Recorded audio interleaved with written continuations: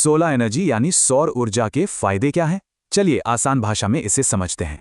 बढ़ते बिजली के बिल और पोल्यूशन, ये दोनों ही बड़ी समस्याएं हैं। क्या इनका कोई एक इलाज है? तो सबसे पहले बात करते हैं सबसे बड़े फायदे की। हमारे प्लैनेट के लिए ये क्या करती है? सुना होगा कि सोलर एनर्जी एक रिन्यूएबल सोर्स है, पर इसका आखिर मतलब क्या है? मतलब ये एनर्जी सीधे सूरज से आती है, इसलिए ये कभी खत्म नहीं हो सकती। और जो सबसे अच्छी बात है वो है इसका एनवायरनमेंट पर असर, जो कि बिल्कुल ना के बराबर है। इससे कोई पोल्यूशन नहीं होता, ना ही कार्बन डाइऑक्साइड जैसी जहरीली गैसें हवा में घुलती हैं। प्लैनेट के फायदे तो देख लिए, अब देखते हैं कि जेब पर इसका क्या असर पड़ता है। सबसे सीधा फायदा है बिजली के बिल में कटौती।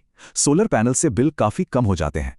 तो फर्क साफ है, हर महीने बिल देने के बजाय बस एक बार का खर्चा करना पड़ता है। माना कि शुरुआत में खर्चा ज्यादा है, पर लॉन्ग टर्म में ये बहुत पैसे बचाता है। और तो और इसके मेंटेनेंस का खर्चा भी बहुत कम है, तो बचत ही बचत है। बस कभी कभार थोड़ी सफाई करनी पड़ती है और फिर आराम से बिजली इस्तेमाल कीजिए। पैसों की बचत से ही बढ़कर ये टेक्नोलॉजी एक तरह की आज़ादी देती है, खास तौर पर उन दूर के इलाकों के लिए जहां बिजली पहुंचाना मुश्किल है। वहां तो ये कमाल है। सोलर पावर से दूर गांव में भी आसानी से रोशनी पहुंचाई जा सकती है। और यहीं से कॉन्सेप्ट आता है एनर्जी इंडिपेंडेंस का।